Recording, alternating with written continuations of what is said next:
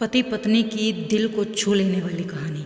आज की ये कहानी ऐसे ही हो रहे अलगाव की है, जिसे खुद एक पत्नी अपने शब्दों में बता रही है। कहानी जैसे जैसे आगे बढ़ती है, तब हम जान पाते हैं कि पत्नी का नज़रिया जो है वो कितना अलग है अपने पति के विचारों से, और कहानी का अंत हमारी आंखें भिगोने में सफल होता है। मेरे पति पेशे से एक इंजीनियर है। मैं उनसे उनके शांत स्वभाव के लिए प्यार करती थी, और जब मैं उनके चौड़े कंधों पर अपना सिर झुकाती थी तो मुझे गर्मजोशी और अजीब सा सुकून का एहसास होता था। 3 साल प्रेमालाप और एक शादी के 2 साल बीतने के बाद मुझे ये स्वीकार करना होगा कि मैं इससे थक गई हूँ। मेरे पहले उससे प्यार करने के जो भी कारण थे, अब वही मेरी सारी बेचैनी के कारण बन गए हैं। मैं एक भावुक महिला हूँ, और जब रिश्ते और मेरी भावनाओं की बात आती है तो मैं बेहद संवेदनशील हूँ। मैं रोमांटिक पलों के लिए उसी तरह तरसती हूँ जैसे कैंडी के लिए तरस रही एक छोटी लड़की। मेरे पति मेरे बिल्कुल विपरीत हैं। उनकी संवेदनशीलता की कमी और हमारी शादी में रोमांटिक पलों को लाने में उनकी असमर्थता ने मुझे प्यार के विषय में निराश कर दिया है। एक दिन मैंने आखिरकार उसे अपने मन की बात बताने का फैसला किया कि मुझे तलाक चाहिए, और मैंने हिम्मत करके उसे बताया। आखिर क्यों? चौंकते हुए उसने पूछा। मैं थक गई हूँ, दुनिया में हर चीज़ का कोई कारण नहीं होता है, मैंने कहा। वह पूरी रात चुप रहा, हर समय हाथ में एक जलती हुई सिगरेट लिए गहरे विचारों में डूबा रहा। इससे मेरी निराशा की भावना और बढ़ती गई, क्योंकि मैं ऐसे आदमी को देख रही थी जो अपनी दुर्दशा को व्यक्त भी नहीं कर पा रहा था। भला मैं उससे और क्या उम्मीद कर सकती थी? और अंत में उसने मुझसे पूछा, मैं तुम्हारा मन बदलने के लिए क्या कर सकता हूँ? किसी ने सच ही कहा है कि किसी के व्यक्तित्व को बदलना मुश्किल है। मुझे लगता है मेरा उस पर से विश्वास उठना शुरू हो गया है। उसकी आंखों में गहराई से देखते हुए मैंने धीरे से उत्तर दिया, मैं तुम्हें एक सवाल पूछती हूँ। अगर तुम्हारा जवाब मेरे दिल को मना सके तो मैं अपना विचार बदल दूँगी। मान लो मुझे एक पहाड़ की चट्टान पर खिला हुआ फूल चाहिए, और हम दोनों को ये पता हो कि उस फूल को तोड़ने में तुम्हारी मृत्यु हो जाएगी। क्या तुम मेरे लिए ऐसा करोगे? उसने कहा, मैं कल तुम्हें इसका जवाब दूंगा। उसकी प्रतिक्रिया सुनकर ही मेरी उम्मीदें धराशायी हो गई।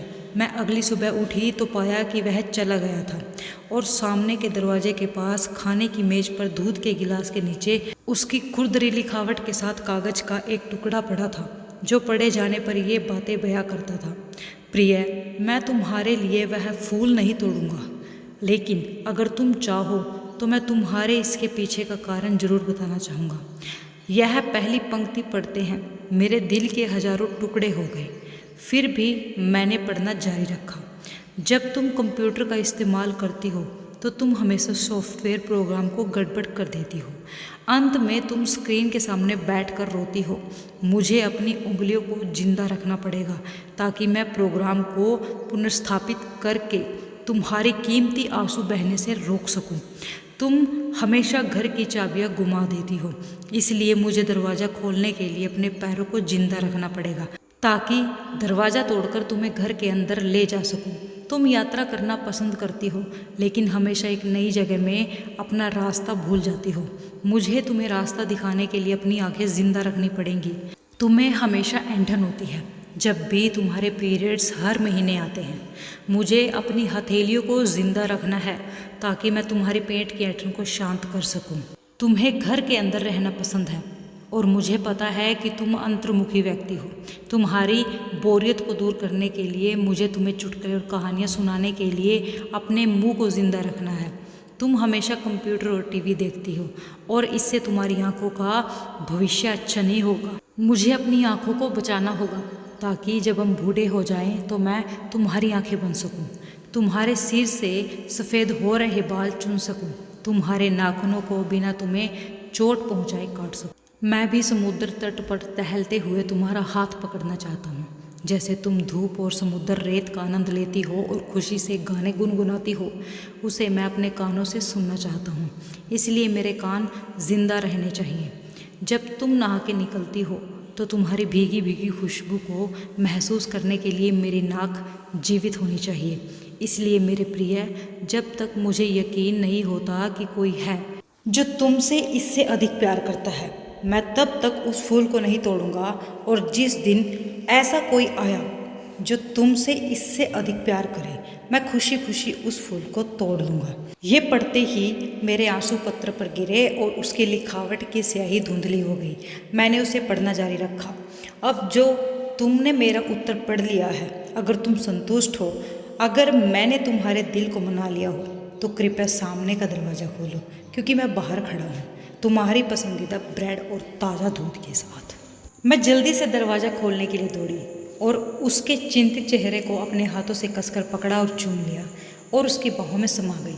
अब मुझे यकीन हो गया है कि कोई भी मुझसे उतना प्यार नहीं करेगा जितना वह करता है, और मैंने फूल को नहीं तोड़ने का फैसला किया। यही जीवन है और प्रेम है। जब कोई प्यार से घिरा होता है तो उत्तेजना की भावना दूर हो जाती है और वह उस सच्चे प्यार को नज़रअंदाज कर देता है, और जो शांति और निरसता के बीच में होता है। प्यार सभी रूपों में प्रकट होता है, यहाँ तक कि बहुत छोटे और सूक्ष्म रूपों में भी। इसका कभी एक मॉडल नहीं रहा। यह सबसे नीरस और उबाऊ रूप में भी हो सकता है। फूल और रोमांस प्यार का हिस्सा हो सकते हैं, पर प्यार नहीं। तो दोस्तों, आपको ये प्यार भरी पति पत्नी की कहानी कैसी लगी? कमेंट करें, वीडियो को लाइक करें, साथ साथ हमारे चैनल को सब्सक्राइब करना मत भूलें, क्योंकि एक वीडियो बनाने में हमारी बहुत ज़्यादा मेहनत होती है। आपके एक लाइक शेयर सब्सक्राइब से हमें आगे वीडियो बनाने के लिए मोटिवेशन मिलता है और खुशी मिलती है। Thank you.